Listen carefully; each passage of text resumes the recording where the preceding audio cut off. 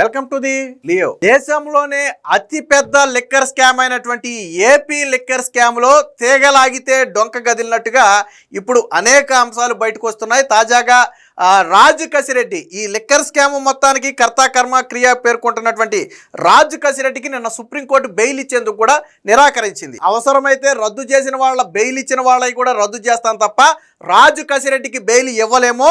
ఆయన 10 నెలలే కదా జైల్లో ఉంది. 732 కోట్ల రూపాయల అవినీతికి సంబంధించి ఆయన మీద ఆరోపణలు ఉన్నాయి. అంత అమౌంట్కి 10 నెలలే జైలు శిక్ష సరిపోతుందని మీరు అనుకుంటున్నారా? ఎట్టి పరిస్థితుల్లో రాజు కసిరెడ్డిని విడిచిపెట్టే ప్రసక్తే లేదు. ఆయనే ప్రధాన సూత్రధారి పాత్రధారి అనే ఆధారాలు ఇక్కడ ఆ నివేదికల్లో చెబుతున్నాయని చెప్పి సుప్రీంకోర్టు కీలక వ్యాఖ్యలు చేసింది, మనం చూసాం. సో అదే కేసుకు సంబంధించి ఇప్పుడు మరికొన్ని సంచలన విషయాలు బయటకు వచ్చాయి. ఏంటంటే డొల్ల కంపెనీలు దాదాపుగా మొదట విడతలో ఒక 4 డొల్ల కంపెనీలు, తర్వాత 2-3 విడతల్లో మరొక 32 డొల్ల కంపెనీలు, అంటే మొత్తంగా దాదాపుగా ఒక 36 డొల్ల కంపెనీలు సృష్టించి ఈ లిక్కర్ స్కామ్ నుంచి తీసుకున్నటువంటి ముడుపులు అంటే లంచాలు, అంటే ఒక బ్రాండ్ని ఆ స్టాక్ పెట్టి అమ్మటానికి కేసుకింత అని చెప్పి వీళ్ళు వసూలు చేసిన డబ్బుల మొత్తాన్ని కూడా ఆ డొల్ల కంపెనీలకు తరలించినట్టుగా ఆ సిట్ అయితే ఆధారాలు సేకరించింది. అయితే ట్విస్ట్ ఏంటో తెలుసా? ఆ డొల్ల కంపెనీలో ఉన్న డైరెక్టర్లు ఎవరో తెలుసా? ఒకళ్ళేమో కొరియర్ వ్యాపారి, ఒకళ్ళేమో ఆఫీసు బాయ్, ఒకళ్ళేమో ఏదో ఫ్యాన్సీ దుకాణంలో పనిచేసే సేల్స్ మ్యాను, మరొకరేమో ఏదో కిరాణా షాపుకు నడుపుకునేటువంటి వ్యక్తి. ఇలాంటి వాళ్ళందరూ కూడా కంపెనీల్లో డైరెక్టర్లు. ట్విస్ట్ ఏంటంటే వాళ్ళు ఫలానా కంపెనీలో డైరెక్టర్గా ఉన్నారని వాళ్ళకు కూడా తెలీదు. వాళ్ళకు కూడా అంటే వాళ్ళ నుంచి కేవలం ఆధార్ కార్డు సేకరిస్తే ఈరోజు పవర్ మన చేతిలో ఉంటే డొల్ల కంపెనీ సృష్టించడం ఈజీ. ఒక ఆధార్ కార్డు, ఒక డమ్మీ అడ్రస్ ప్రూఫ్, అంతే కదా. సో వాళ్ళ నుంచి ఆధార్ కార్డులు మరి ఏ మార్గాన్ని సేకరించారో, అడ్రస్లు ఏ మార్గాన్ని సేకరించారో తెలియదు, కానీ అంటే వేరొక అవసరం పేరు మీద తీసుకుని దీనికి మళ్లించుంటారనేది నిన్న సిట్ చేస్తున్నటువంటి అనుమానం. సో తీసుకుని వాళ్ళ పేరు మీద డొల్ల కంపెనీలు సృష్టించి అందులో కోట్ల రూపాయల ట్రాన్సాక్షన్స్ చేశారు. పాపం పెచ్చోళ్ళు వీళ్ళకి తెలియదు. వాళ్ళ పేరు మీద డొల్ల కంపెనీలు వచ్చాయి, అందులో కోట్ల రూపాయల ట్రాన్సాక్షన్ జరుగుతున్నాయని వాళ్ళు తెలియదు. వాళ్ళు ఏదో నెలకి 15,000కి 20,000కి కిరాణా షాపుల్లోనూ ఆఫీసులు బాయ్లుగాను పనిచేసే వ్యక్తులు వాళ్ళు. సో వాళ్ళ పేరు మీద వీళ్ళు డొల్ల కంపెనీలు సృష్టించారు. సో తీగలాగితే డొంక గదిలినట్టుగా ఇప్పుడు ఈ వ్యవహారాలన్నీ కూడా బయటకు వచ్చాయి. దీనికి సంబంధించిన ఒక నివేదిక కూడా వచ్చింది, ఒకసారి చూద్దాం. కొరియర్ వ్యాపారి, ఆఫీస్ బాయ్, ఎలక్ట్రిక్ దుకాణం సేల్స్ మ్యాన్, కిరాణా షాప్ వ్యక్తి, వీళ్ళంతా డైరెక్టర్లు. పదుల కొద్ది డొల్ల కంపెనీలు, వాటిలోకి మద్యం ముడుపుల సొమ్ము 77.55 కోట్ల రూపాయలు జమ చేసిన ఆదాన్, లీలా, ఎస్పీవై డిస్టిలరీస్, అంటే ఏదైతే మద్యం గతంలో పెట్టి అమ్మారో ఆ బ్రాండ్స్కి సంబంధించినటువంటి 3 బ్రాండ్స్ ఇవి: ఆదాను, లీలా, ఎస్పీవై డిస్టిలరీస్. ఆ బహుళ అంచెల్లో అందజేత అనుబంధ అభియోగ పత్రంలో వెల్లడించినటువంటి సిట్టు. ఒకరేమో ఎలక్ట్రిక్ దుకాణంలో సేల్స్ మ్యాన్, మరొకరేమో కిరాణా కొట్టులో పనిచేసుకునే వ్యక్తి, ఇంకొక ఇద్దరేమో ఫ్యాన్సీ స్టేషనరీ షాపులు నిర్వహించుకునే నిర్వాహకులు, ఒకరేమో కొరియర్ వ్యాపారి, మరొకరేమో ఆఫీస్ బాయ్. వీరంతా ఎవరు అనుకుంటున్నారా? వైకాపా హయాంలో జరిగిన వేల కోట్ల మద్యం కుంభకోణంలో కొల్లగొట్టిన ముడుపుల సొమ్ము మళ్లించేందుకు ఒక ముఠా నెలకొల్పిన పదుల కొద్ది డొల్ల కంపెనీల్లో డైరెక్టర్లు. అలా ఉన్నట్టు వారికి కూడా తెలియదు. ఆర్థికంగా వెనకబడ్డ ఇలాంటి వారి గుర్తింపు పత్రాలను దొంగిలించడం, వేరే అవసరాల పేరట వాటిని తీసుకుని దుర్వినియోగం చేసి వైకాపా మద్యం ముఠా ఈ డొల్ల కంపెనీలు ఏర్పాటు చేయించింది. సో దీన్ని ఎవరిని ముందు పెట్టి ఈ తతంగం మొత్తం కూడా నడిపించారు అంటే ముంబైకి చెందిన అనిల్ చోక్రా, అంటే A49, ఇప్పుడు ఉన్నటువంటి కేసులో A49 గా ఉన్నటువంటి అనిల్ చోక్రాను ముందు పెట్టి ఈ డొల్ల కంపెనీలు ఏర్పాటు చేసి తరువాత ఇప్పుడు మనం మాట్లాడుకున్నటువంటి ఈ డిస్టిలరీస్ ఏవైతే ఉన్నాయో వాటి నుంచి ముడుపుల రూపంలో డబ్బులు తీసుకుని వాటిలోకి ట్రాన్స్ఫర్ చేశారు. అంటే ఇన్కమ్ ట్యాక్స్కు దొరకకుండా, ఎక్కడా కూడా ఆధారాలు దొరకకుండా వాటి డొల్ల కంపెనీ. వాస్తవానికి ఆ డొల్ల కంపెనీ అనగానే మీకు మొదట ఏం గుర్తు రావాలంటే జగన్మోహన్ రెడ్డి గుర్తు రావాలి. ఎందుకంటే జగన్మోహన్ రెడ్డి అక్రమాస్తుల కేసులో కూడా వందల సంఖ్యలో, ఇక్కడంటే పదుల సంఖ్యలోనే ఉన్నాయి, అక్కడ వందల సంఖ్యలో డొల్ల కంపెనీలు సృష్టించి క్విడ్ ప్రోకో చేశారు. నీకది నాకిది. క్విడ్ ప్రోకో అనే పదానికి పర్యాయ పదమే జగన్మోహన్ రెడ్డి.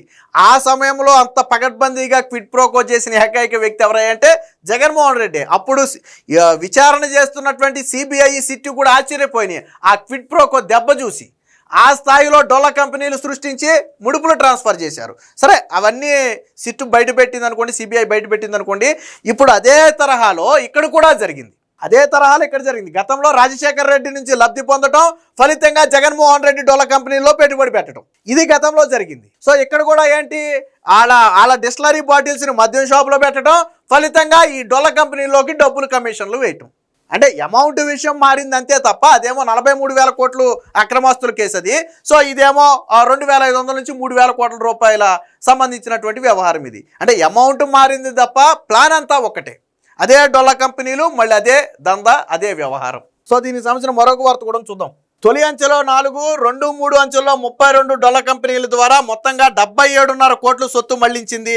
సిట్ దర్యాప్తులో ఈ వివరాలు బయటపడ్డాయి. మద్యం కుంభకోణంలో సిట్ అధికారులు విజయవాడలోని ఏసీబీ కోర్టులో బుధవారం 63 పేజీల అనుబంధ పిటిషన్ అయితే దాఖలు చేశారు.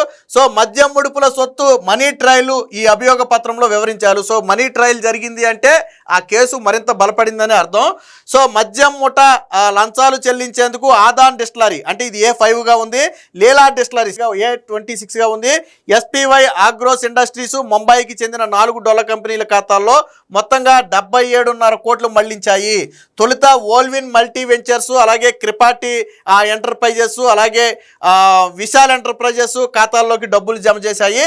ఆ సంస్థ నుంచి మరొక 32కు పైగా డొల్ల కంపెనీల ఖాతాల్లోకి ఈ నిధులు మళ్లించారు. వాటి నుంచి చివరిగా మద్యం ముఠా సభ్యులు సొమ్ము చేరింది. అంటే ఒక అంచెలంచెలుగా డైరెక్ట్గా నా నుంచి ముడుపులు నీకు రావు. సో అవి ఫస్ట్ ముడుపులు అనేవి ఒక డొల్ల కంపెనీకి వచ్చి, అక్కడ నుంచి ఇంకొక డొల్ల కంపెనీకి ట్రాన్స్ఫర్ అయ్యి, అక్కడ నుంచి అంతిమంగా లబ్ధిదారుడికి చేరుతాయి. అంటే ఎక్కడా కూడా లెక్క పత్రాలు, ఇప్పుడు ఫర్ ఎగ్జాంపుల్ నేను బల్క్లో ఇచ్చిన వాళ్ళు బ్యాంకులో అయితే లెక్క కావాలి, దానికి కాకుండా డొల్ల కంపెనీల ద్వారా అయితే లెక్క పత్రాలు అవసరం లేదు. సో అందుకని వాళ్ళు చేసినటువంటి కుట్రది.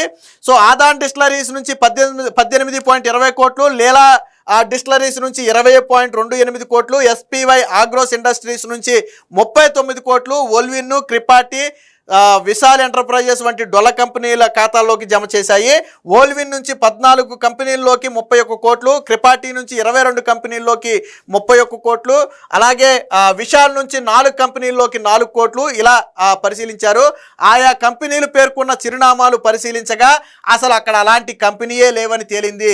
భవన యజమానులను ప్రశ్నిస్తే తామెప్పుడు అలాంటి కంపెనీలకు అద్దెకి ఇవ్వలేదని చెప్పారు.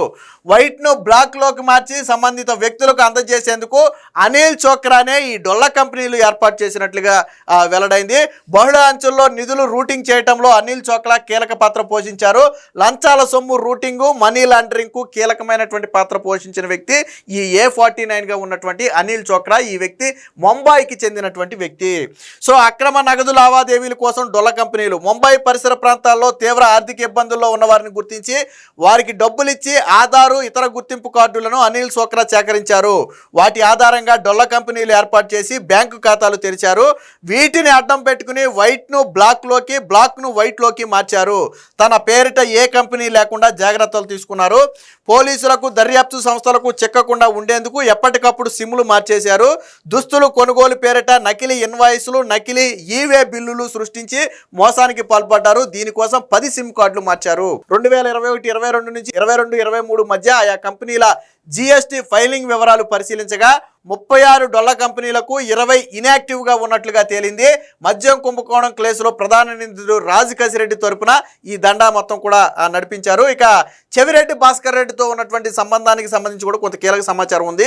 ఈ డొల్ల కంపెనీల నిర్వహణ, లంచాల సొమ్ము మళ్లింపు కోసం అనిల్ చోక్రా అనేక సిమ్ములు వినియోగించారు. ఈ క్రమంలో వివిధ డొల్ల కంపెనీల ప్రతినిధులతో 174 సార్లు ఒకే చోట ఉన్నట్లుగా సిట్టు దర్యాప్తులో చేరింది. కేసులో కీలక నిందితుడైన వైకాపా నేత చెవిరెడ్డి భాస్కర్ రెడ్డితో కలిసి ఒకేసారి ఒకే లొకేషన్లో ఉన్నట్టుగా వెల్లడైంది. వీరి మధ్య ఉన్న సంబంధాన్ని ఈ విధంగా అయితే బట్టబయలు చేశారు. సో వాళ్ళు ఏ విధంగా ముడుపులు మళ్లించారు, సో ఆ కంపెనీల పేర్లు ఏంటనేది కూడా మనం ఇక్కడ చూడొచ్చు. సో కొరియర్ వ్యాపారి ద్వారా ఓల్విన్ మల్టీ వెంచర్స్, కేరాజు, అలాగే న్యూమోంటు అనే కొన్ని కంపెనీలు, అలాగే ఎలక్ట్రిక్ దుకాణంలో పనిచేసే ఒక వ్యక్తి పేరు మీదేమో క్రిపాటి ఎంటర్ప్రైజెస్ అని ఓపెన్ చేశారు. కిరాణా దుకాణంలో పనిచేసే వ్యక్తి పేరు మీదేమో న్యూమెంట్ గోల్డ్, అలాగే మస్కిన్ గోల్డ్ జ్యువెలరీస్ అని చెప్పి బంగారు ఆభరణాల పేరు మీద ఒకటి ఓపెన్ చేశారు. అలాగే ఫ్యాన్సీ స్టోర్ యజమాని పేరుత కేరాజ్ ఎంటర్ప్రైజెస్ ఒకటి ఓపెన్ చేశారు. అలాగే స్టేషనరీ స్టోర్ యజమాని పేరుట కూడా జయరాజ్ ఎంటర్ప్రైజెస్ అని అదే పేరుతో ఇంకోటి ఓపెన్ చేశారు.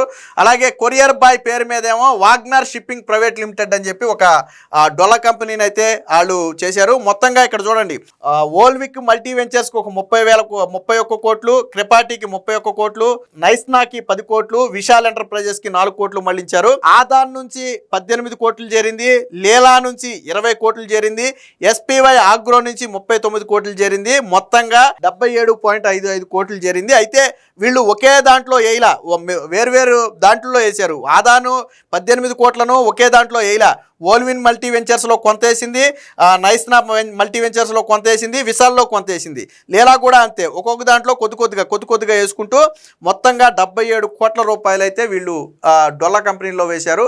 సో మొత్తంగా గతంలో జగన్మోహన్ రెడ్డి అక్రమాస్తుల కేసులో ఏదైతే సూట్ కేస్ కంపెనీలు బయటకు వచ్చాయో, సూట్ కేస్ కంపెనీలు అంటారు వాటిని, సో అదే సూట్ కేస్ కంపెనీలను ఇక్కడ కూడా సృష్టించి అదే స్టైల్లో ఈ మద్యం సొమ్ముని బ్లాక్ మనీని వైట్ మనీగా మార్చే ప్రయత్నం చేశారు. ఇందులో భాగంగానే సిట్ సేకరించినటువంటి ఆధారాల్లో విషయం మొత్తం కూడా బయటపడింది.